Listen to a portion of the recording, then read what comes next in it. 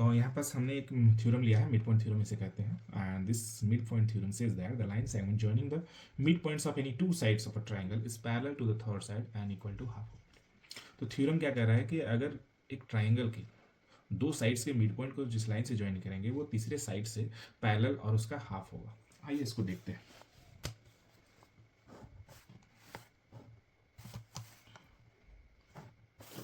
Let's suppose we have taken a triangle ABC।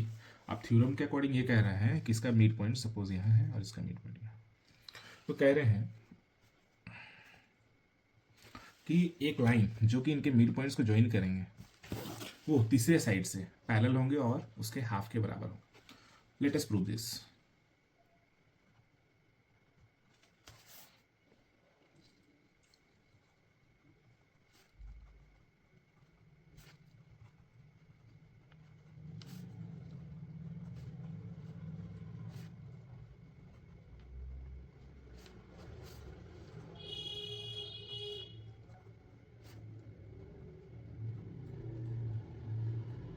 यहाँ हमारे पास दिया हुआ है कि डी जो है और ई है AB और AC के मिड पॉइंट्स हैं। सबसे पहला काम स्टेप 1, सबसे पहला काम हमें क्या करना है, डी को एक्सटेंड करना है और एफ से मिला देना है और FC जो है वो AB के पैरेलल होगा। तो इसको हम लोग आगे एक्सटेंड करेंगे और ठीक इसका पैरेलल यहाँ पर ड्रॉ करेंगे।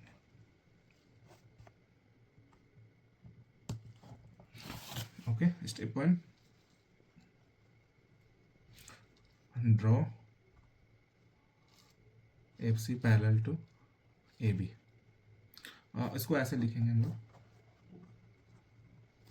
Extend D to F and FC parallel to AB। ठीक है, इस लाइन को हम लोग आगे बढ़ाएंगे इधर और यहाँ पास F मार्क करेंगे और FC जो है वो AB के पैरेलल होंगे। ठीक, now let's see at this two triangles. In triangle ADE and CFE, तो हमारे पास ये एक ट्राइंगल है और ये एक ट्राइंगल। अब इन दोनों में देखते हैं सिमिलरिटीज क्या है। सबसे पहले हमने देखा कि ये एक स्ट्रेट लाइन है और ये भी स्ट्रेट लाइन है, तो यहाँ पास एक एंगल फॉर्म हो रहा है जिसको बोलते हैं vertical opposite angle. So angle AED equal to angle CEF क्या होगा, वर्टिकली ऑपोजिट एंगल। अगला हम लोग देख पा रहे हैं कि AB जो है वो FC के पैरेलल है। ठीक इस तरह से देखिए, ये दो पैरेलल लाइन है और एक ट्रांसवर्सल जा रहा है। कौन सा, AC ट्रांसवर्सल। तो आप गौर से देखिए कि ये एंगल और ये एंगल इक्वल हो जाएगा। क्यों इक्वल होगा, क्योंकि ये दो लाइन जो है वो पैरेलल है। पैरेलल लाइन को जो एक लाइन इंटरसेक्ट करता है तो ये होता है अल्टरनेट इंटीरियर एंगल जो कि इक्वल होता है। तो यहाँ पास हम लोग लिखेंगे angle EAD equal to angle ECF क्या होगा, अल्टरनेट इंटीरियर एंगल। तो हमने ये एंगल देख लिया, ये एंगल देख लिया। अब एक चीज और देखिए, इन दोनों एंगल्स के बीच में जो लाइन है, चूंकि E क्या है, मिड पॉइंट है, तो AE इक्वल टू EC होगा। AE इक्वल टू EC, क्यों, E is mid point of AC। Okay, तो हमें क्या दिख रहा है, ये एंगल और ये एंगल इक्वल है, ये दोनों साइड्स इक्वल हैं और ये एंगल इक्वल है। तो हमारे पास angle side angle, angle side angle दोनों क्या होगा, कॉन्ग्रुएंट होगा। तो हम लोग यहाँ लिख देंगे triangle ADE is congruent to triangle CFE by angle side angle property। ठीक, अब इसके आगे हम लोग देखते हैं तो हमें क्या मिलेगा, DE इक्वल टू EF। अब बताइए क्यों हुआ, ये इसलिए हुआ क्योंकि ये जो है कॉरस्पॉन्डिंग साइड है इसके दोनों ट्राइंगल, तो CPCT corresponding part of congruent triangle से दोनों क्या हो जाएंगे, इक्वल हो जाएंगे। कौन कौन, DE। तो हमने अभी तक देखा कि ये दोनों ट्राइंगल यहाँ पास कॉन्ग्रुएंट हो चुके हैं। उसके साथ ही हम यहाँ पास देख पा रहे हैं DE इक्वल टू EF। क्यों हुआ, क्योंकि ये कॉरस्पॉन्डिंग साइड है कॉन्ग्रुएंट ट्राइंगल के, इसीलिए दोनों भाई CPCT हम यहाँ शॉर्ट में लिख सकते हैं। ठीक, अब चूंकि DE और EF इक्वल है तो हम लोग कह सकते हैं E is the mid point of DF। ठीक, इससे क्या हो जाएगा, D is half of DE। ये अंडरस्टैंडेबल होना चाहिए, आप लोग हायर क्लास में हैं तो छोटी छोटी बातों का ध्यान रखना पड़ेगा। आइए आगे देखते हैं। इसी फिगर से अगर हम लोग आगे जाएंगे, इन फिगर क्या है हमारे पास, DBCF। तो अगर इस फिगर को हम लोग देखेंगे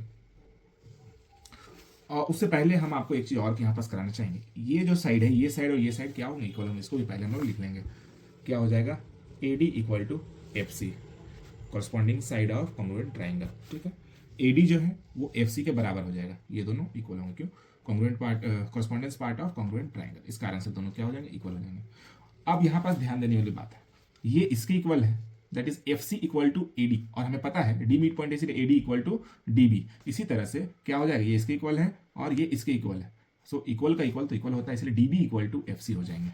यहाँ पास ये भी लिख दीजिए, D equal to DB, okay, so FC equal to DB, ठीक है, इसको ध्यान रखें। अब हम लोग इस फिगर में आ जाते हैं, DBCF। इस फिगर में हमने पाया ये ऑपोजिट साइड क्या है? इक्वल है और पैरेलल है। जब भी क्वाड्रिलेटरल का ऑपोजिट साइड इक्वल और पैरेलल होता है तो एक पैरेललोग्राम होता है। So DBCF is a parallelogram. Why? Opposite side are equal and parallel. कौन कौन सा साइड पैरेलल है? इक्वल है। आपने देखा होगा हमने यहाँ पास ड्रॉ ही किया था, पैरेलल ड्रॉ किया था, ये इसके पैरेलल है और अभी हमने देखा ये इसके इक्वल है और ये मिड पॉइंट है तो ये इसके इक्वल है। दैट्स वाई ये और ये इक्वल हो जाएंगे यहाँ पास। अब ये दोनों इक्वल हो गए और पैरेलल तो है, तो इक्वल और पैरेलल होने के कारण हमारे पास DBFC क्या आ गया? एक पैरेललोग्राम आ गया। तो हमने ये प्रूफ कर दिया ये पैरेललोग्राम है। अब पैरेललोग्राम का ऑपोजिट साइड तो इक्वल होते हैं, तो यहाँ पास हम लोग क्या पाएंगे? DF equal to BC and DF parallel to BC। opposite sides are equal and parallel, ठीक है। ये जो यहां से यहां है तो DF और BC क्या है? इक्वल है, पैरेलल है। अब पूरा लाइन पैरेलल है तो उसका पार्ट भी पैरेलल होगा, that's why D parallel to BC। Why? DE is part of DF, ठीक है। पूरा पैरेलल तो पार्ट भी पैरेलल होगा, कोई दिक्कत। तो अभी तक हमने देख लिया था दोनों ट्राइंगल को हमने कॉन्ग्रुएंट प्रूव किया, उसी के द्वारा ये दोनों क्या हो गए? Corresponding part of congruent triangle से ये इक्वल हो गए। अब इसी के बाद जब हम लोग यहाँ पास देखें तो DE इक्वल टू EF है ना, यहाँ पास क्या था? ये रहा D इक्वल टू EF। अगर हमको इक्वेशन 1 ले लेते हैं तो हम पाते हैं यहाँ पास है D equal to DE parallel to BC। ये जो हमारा एक पार्ट था प्रूफ करने का, है ना, क्या प्रूफ करना था? ये parallel to the third side और equal to half of it, ये दोनों को प्रूफ करना था, तो ये हमने यहाँ पास प्रूफ कर दिया। दूसरा पार्ट है इक्वल टू हाफ, तो देखिए D equal to half of DF। क्यों? क्योंकि is mid point of DF and DF equal to BC, so DE equal to half of BC। तो ये सेकंड भी हमने यहाँ पास प्रूफ कर दिया और यहाँ पास हमने पहला पार्ट को प्रूफ कर दिया। इसी के साथ हमारा थ्योरम यहाँ पास प्रूफ हो गया।